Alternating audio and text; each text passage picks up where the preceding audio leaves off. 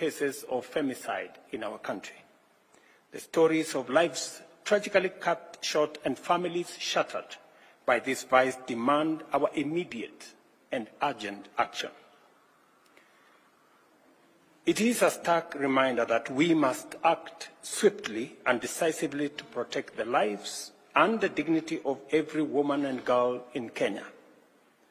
We know that every 4 out of 5 women killed is out of intimate partner violence, which means that our women are being killed in places they consider safe. I send my condolences and those of these leaders standing here with me to those who are in pain today because of these tragic events. I commend the women leaders for their commitment and the practical proposals and solutions that they have put forward to end this scourge. This challenge requires the combined efforts of government, religious leaders, parents, teachers, civil society, and all citizens of goodwill.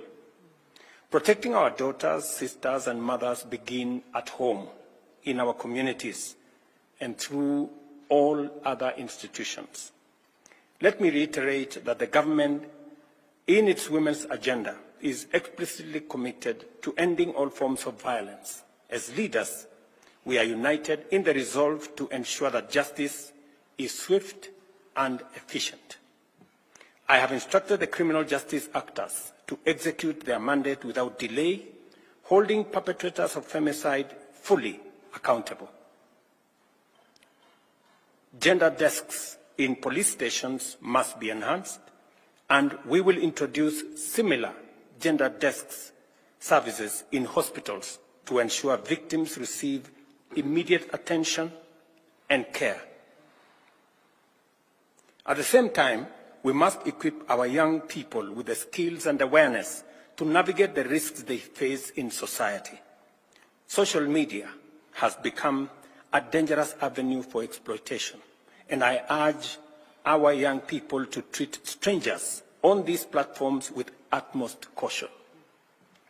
Parents, schools, churches, and community organizations must step up to provide life skills, counseling, and guidance to our young people.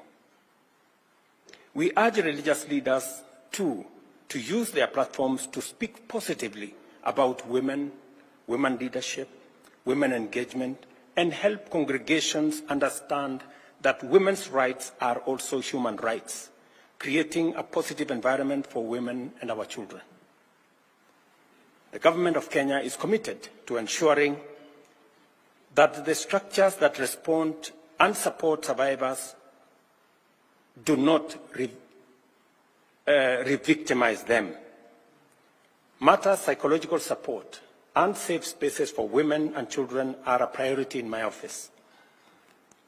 Through the Women's Rights Advisor, we are launching a Safe Homes, Safe Space campaign during the 16 days of activism against gender-based violence that is going to start on the 25th of November. Our communities need education on the signs and causes of abuse and the resources available to victims. Awareness is a crucial step in prevention.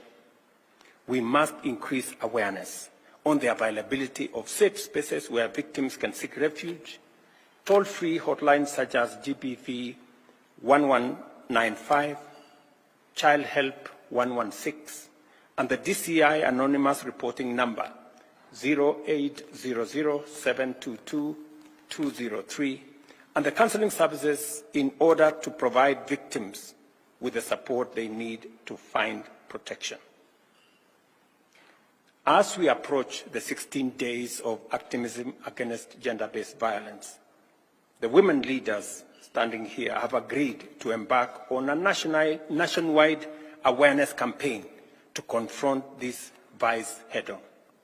This campaign will have the full support of my administration, and we are committing Kenya shillings 100 million for the Safe Home, Safe Spaces campaign and for the next 16 days of activism. And these women leaders will lead the way in making sure in making sure that our girls, our women, are made aware of the dangers they face, especially when they engage with strangers, when they engage with people in social media, in strange places, with strangers. It endangers their lives and it weakens their ability to be able to extricate themselves. I urge every Kenyan to join in this movement, to speak out, to educate, and to stand united against femicide. Finally, parents have a crucial role, and I say so as a parent of 4 girls myself. Be present and approachable for your children. Let us create homes where children feel safe, supported, and loved.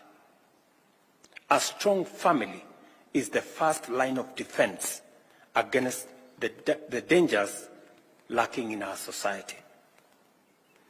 The women leaders and I stand united in declaring that femicide has no place in Kenya. Together, as a nation, through our concerted efforts, we shall eradicate this vice. We must be relentless in protecting the vulnerable in our midst and unwavering in our mission to create a society where every woman lives in safety, dignity, and freedom from fear. Thank you very much, and I look forward, leaders, to working with you as we join hands,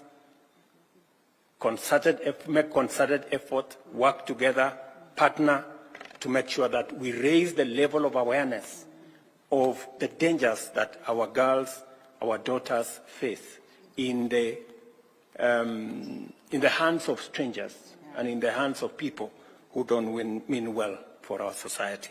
Thank you very much.